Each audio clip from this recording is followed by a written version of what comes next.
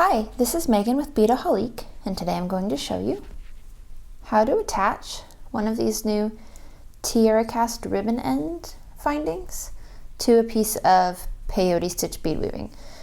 And these are really handy, and you can use them with ribbon, such as the name would suggest, or you could use them with leather or faux leather, but I want to use them with bead weaving. So I've got a piece of even count peyote, and I've used size 11 Delicas, and I have 2, 4, 6, 8, 10 beads wide. I basically just held it up when I was stringing it to see how many beads would fit across the opening.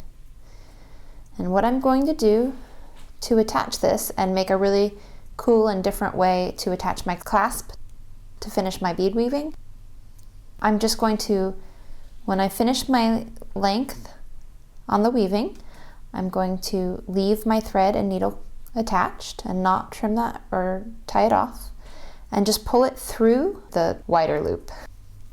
Okay, now with peyote stitch, you have a high bead and a low bead alternating, and you also have this little kind of layered brick pattern happening in the rest of it. So what you can do is actually fit this last row into the recesses where the beads meet here.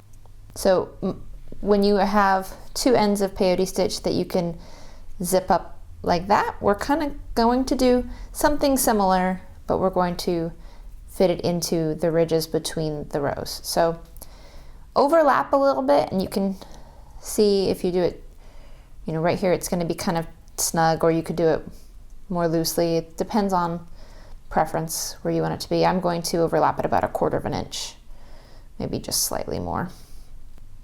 And then you're going to go into the bead weaving, and what you want to do is you want to line up your first high bead between two beads in that same row it's in.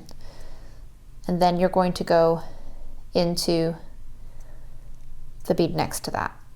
You basically are just going to do the same thing you do when you zip up two connecting pieces. So go through a bead in the longer piece, and then through an end bead, through a bead in the back piece, through an end bead, and just match them right up. And you want to make sure that you're going through the same row on the back piece the whole way across to keep the seams straight. And you'll be able to tell how it kind of fits in there.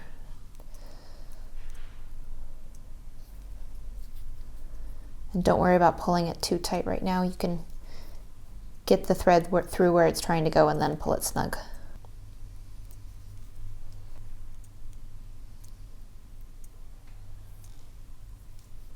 And then finish off with the last bead on your end piece, and then pull that tight.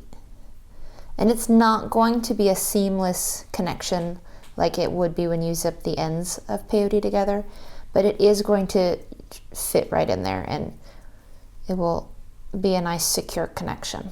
And all you do then is just tie off and weave in your thread like you do with any bead weaving. And you could see on the front side now, you have this really nice clean way to end your weaving, and you can just use a jump ring to attach a clasp right to the ribbon end.